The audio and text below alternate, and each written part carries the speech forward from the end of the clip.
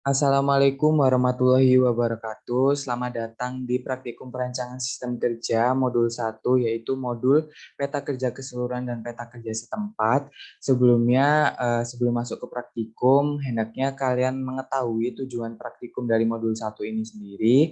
Untuk tujuan praktikumnya, kami bagi menjadi dua, yaitu pada peta kerja keseluruhan dan pada peta kerja setempat. Untuk pada peta kerja keseluruhan, kami menggunakan peta proses operasi yang dimana tujuannya yaitu yang pertama mengetahui aliran bahan atau aktivitas orang mulai awal proses hingga proses terakhir. Kedua yaitu mengetahui jumlah kegiatan yang dialami bahan atau orang selama proses berlangsung. Yang ketiga yaitu menganalisa tempat di mana terjadi ketidakefisienan pekerjaan. Ketika kita sudah menganalisa tempat di mana ketidakefisienannya, kita dapat melakukan tujuan yang keempat, yaitu menganalisis perbaikan suatu sistem kerja. Kemudian untuk tujuan yang kedua, yaitu tujuan pada peta kerja setempat. Pada peta kerja setempat ini, kami menggunakan peta tangan kiri dan tangan kanan. Untuk tujuan yang pertama, yaitu menyeimbangkan kedua tangan dan mengurangi kelelahan. Yang kedua, menghilangkan atau mengurangi gerakan yang tidak efisien dan tidak produktif. Yang ketiga, melatih pekerjaan baru dengan cara yang ideal. Untuk yang keempat dan yang kelima sama seperti peta proses operasi, yaitu kita menganalisa tempat di mana terjadi ketidakefisienan pekerjaan. Ketika kita sudah mengetahui tempat di mana tidak efisien tersebut, kita dapat menganalisis dan memperbaiki suatu sistem kerja tersebut. Kemudian masuk ke landasan teori yang perlu kalian ketahui, peta kerja keseluruhan adalah peta kerja yang menggambarkan kegiatan kerja secara keseluruhan dari mulai sampai menjadi produk. Jadi untuk peta kerja keseluruhan ini kita menggambarkan kegiatan kerja dari barang mentah atau barang sebelum diolah menjadi barang yang sudah menjadi produk jadi. Suatu kegiatan disebut kegiatan kerja keseluruhan apabila kegiatan tersebut melibatkan sebagian besar atau semua fasilitas yang diperlukan untuk membuat produk. Jadi kegiatan keseluruhan itu bisa kalian mengerti dari kalimat tersebut. Sedangkan untuk pengertian kegiatan setempat yaitu apabila kegiatan tersebut terjadi dalam jumlah terbatas. Kemudian lanjut, kalau kita perhatikan suatu peta operasi, maka dapat dikatakan bahwa peta proses operasi ini merupakan suatu diagram yang menggambarkan langkah-langkah proses yang akan dialami bahan atau bahan-bahan baku mengenai urutan-urutan operasi dan pemeriksaan. Sejak dari awal sampai menjadi produk jadi utuh maupun sebagai komponen dan juga memuat informasi-informasi yang diperlukan untuk analisa lebih lanjut, seperti waktu yang dihabiskan, material yang digunakan, dan tempat atau alat atau mesin yang dipakai. Jadi dalam suatu peta proses operasi dicatat hanyalah kegiatan-kegiatan operasi dan pemeriksaan saja. Kadang pada akhir proses dicatat tentang penyimpanan. Kemudian kalian juga perlu mengetahui jika peta peta kerja keseluruhan ini bukan hanya peta proses operasi saja, tetapi pada modul ini memang kita menggunakan peta kerja keseluruhan yang peta proses operasi. Tapi kalian harus mengetahui juga pada peta kerja keseluruhan juga ada peta aliran proses, peta regu kerja, dan diagram alir. Kemudian lanjut pada peta kerja setempat. Sebelumnya kalian harus mengetahui terlebih dahulu apa yang dimaksud dengan peta kerja setempat. Peta kerja setempat adalah peta kerja yang menggambarkan kegiatan kerja hanya pada bagian atau proses kerja tertentu.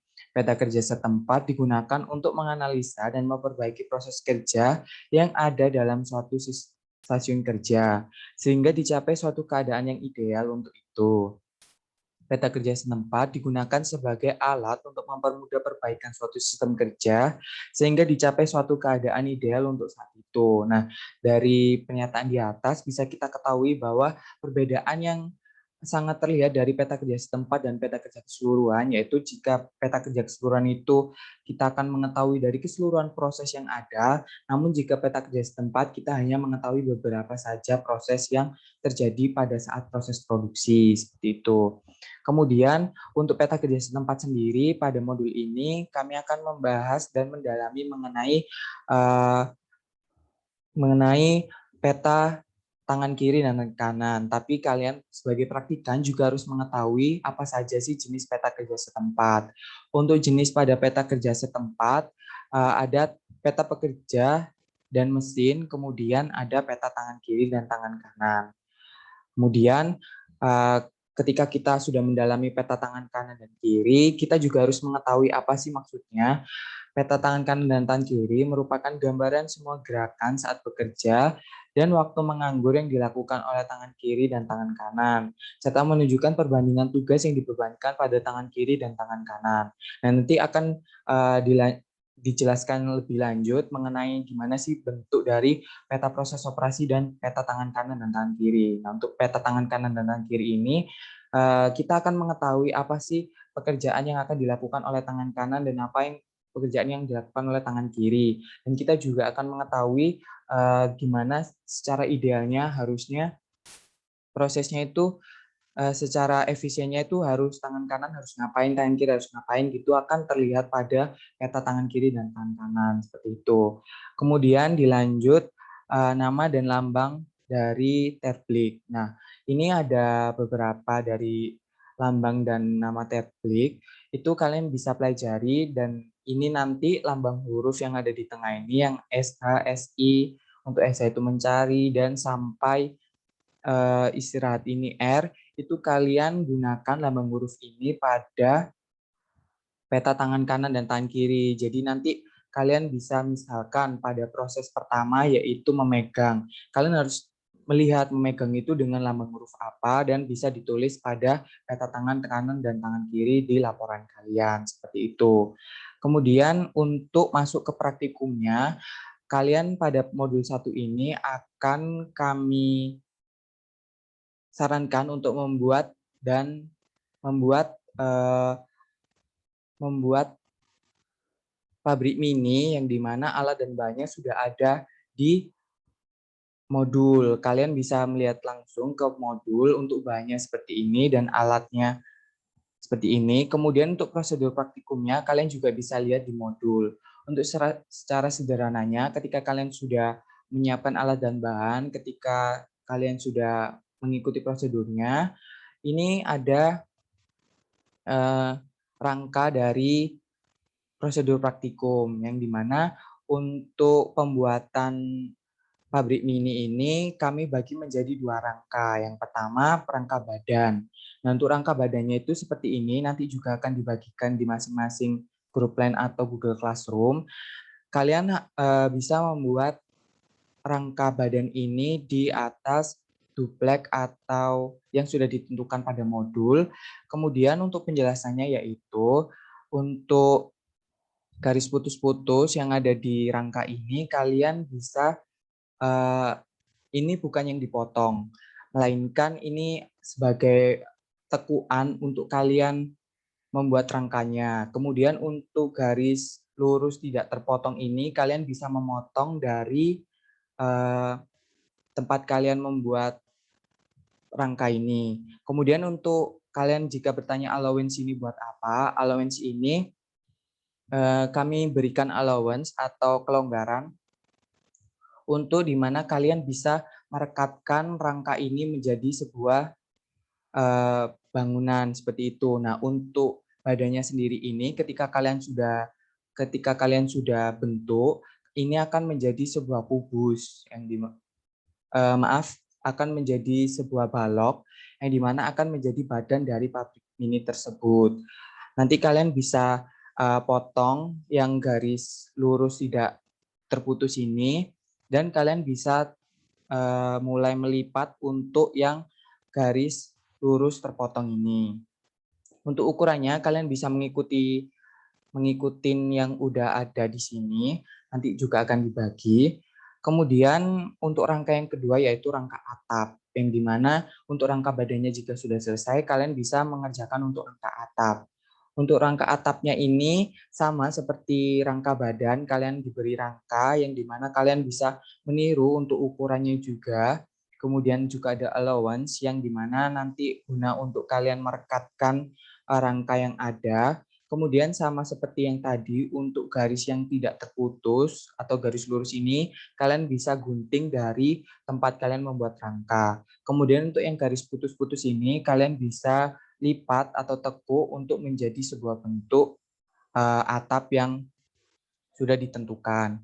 Kemudian di sini juga ada lingkaran yang dimana ini akan menjadi cerobong asap, nanti juga ada contohnya. Kemudian untuk ukurannya kalian bisa mengikuti dari yang sudah diberikan. Kemudian ini untuk notnya, garis putus-putus merupakan untuk garis yang dilipat. Kemudian untuk garis lurus tanpa putus, itu merupakan garis yang harus digunting dari tempat rangka kalian dibuat. Kemudian untuk barang jadinya akan jadi seperti ini.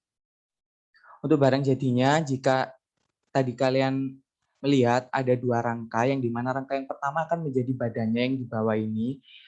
Ini yang di bawah akan menjadi badan dari pabrik mini tersebut. Kemudian untuk yang atas ini adalah hasil dari rangka atap. Terus kemudian untuk atasnya ini tadi ada yang lingkaran itu, kalian bisa potong lingkaran tersebut dan beri cerobong asap seperti ini. Kemudian kalian bisa hias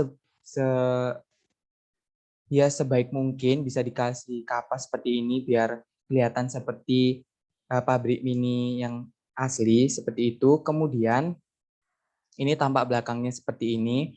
Kemudian nantinya para aslep akan memberi not di grup lain kalian masing-masing, di mana satu sesi tidak ada yang boleh sama untuk warna kertas kadonya. Jika kelompok satu pada Senin 1 itu sudah menggunakan, misal kelompok satu udah ngelis di grup lain, misalkan yang badan itu menggunakan kertas kado berdasar warna hitam, dan untuk atapnya mereka menggunakan warna putih. Nah, untuk teman-teman yang lain di sesi Senin 1 itu diharapkan untuk berbeda warnanya.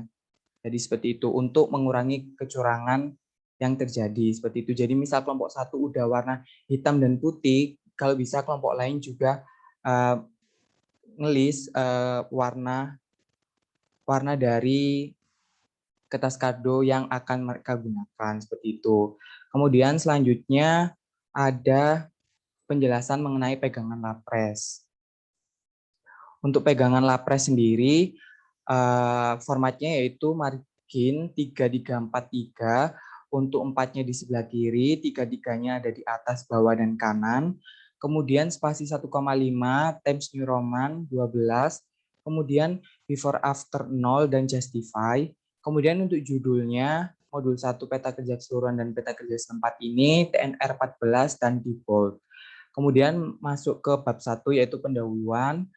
Ada latar belakang 1 halaman, 3 paragraf. Paragraf pertama dan kedua tentang modul, dan paragraf ketiga mengenai tentang praktikum dan studi kasus yang diberikan. Kemudian untuk 1.2 yaitu tujuan praktikum. Tujuan dari praktikum ini ada 2, tadi sudah ada di modul, dan kalian kalau bisa tidak boleh melihat dari modul. Yang pertama, tujuan pertama yaitu peta kerja keseluruhan, yaitu peta proses operasi minimal 3. Terus kemudian ada peta kerja setempat, yaitu peta tangan kanan dan tangan kiri, itu minimal 3. Kemudian ada tinjauan pustaka. Tinjauan pustakanya yaitu minimal 15 halaman. Kemudian maksimal 1 tabel dan 2 gambar. Citasi tidak boleh anonim. Internet dan jurnal minimal tahun 2017 atau 5 tahun, 4 tahun sebelum sekarang. Kemudian untuk tinjauan pustakanya 2.1 ada peta kerja keseluruhan, 2.1 ada peta proses operasi, selanjutnya ada peta aliran proses, peta proses regu kerja, dan diagram alir. Kemudian dilanjutkan peta kerja setempat, ada peta pekerja dan mesin, dan peta tangan kiri dan tangan kanan. Kemudian dilanjutkan bab 3 yaitu flowchart. Flowchart ini gambaran keseluruhan atas apa yang kalian lakukan pada saat praktikum. Jangan langsung flowchart, kalian bisa memberi kalimat pembuka di awal pembuka flowchart. Kemudian masuk ke bab 4 yaitu pelaksanaan praktikum. Untuk pelaksanaan praktikum ini sudah sama dengan modul, kalian bisa mengambil dari sana atau dari pegangan lapres ini. Kemudian dilanjut ada proses pembuatan badan dan proses pembuatan atap. Kemudian dilanjut 4.2 yaitu pengolahan data. Untuk yang pertama peta kerja keseluruhan itu ada peta proses operasi atau OPC. Nah, yang kalian sudah lakukan pada pembuatan pabrik mini tersebut bisa kalian tuangkan pada peta proses operasi ini. Setiap proses yang sudah ada pada atas tadi itu bisa dituangkan satu-satu pada peta proses operasi ini. Contohnya pada proses pertama misalkan mengukur dan menandai, menggunting, melipat, merakit badan, itu bisa kalian tulis di sini. Kemudian kalian bisa juga tulis duplek pada badan ini ukuran pertama kalian sebelum gunting itu berapa. Kemudian yang ini mengukur dan menandai itu kalian bisa menulis di sini untuk panjangnya berapa, lebarnya berapa setelah digunting. Untuk duplek atap juga seperti itu, ukuran sebelum digunting berapa, kemudian untuk diukur dan ditandai berapa, memotong berapa, seperti itu. Dilanjutkan sampai proses terakhir, sampai inspeksi dan penyimpanan.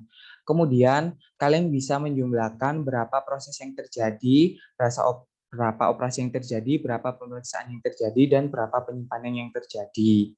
Kemudian dilanjut di peta tangan kiri dan tangan kanan. Ini bisa kalian sesuaikan untuk prosesnya 1-8 ini dengan proses yang sudah ada di modul. Seperti itu. Kemudian untuk kalian mengisinya jangan lupa untuk diisi pekerjaannya apa. Kemudian di lambang ini kalian bisa mengisi lambang dengan lambang huruf terblik. Misalkan pada proses mengukur dan menandai, tangan kanan kalian itu memegang. Nah, memegang itu lambangnya apa.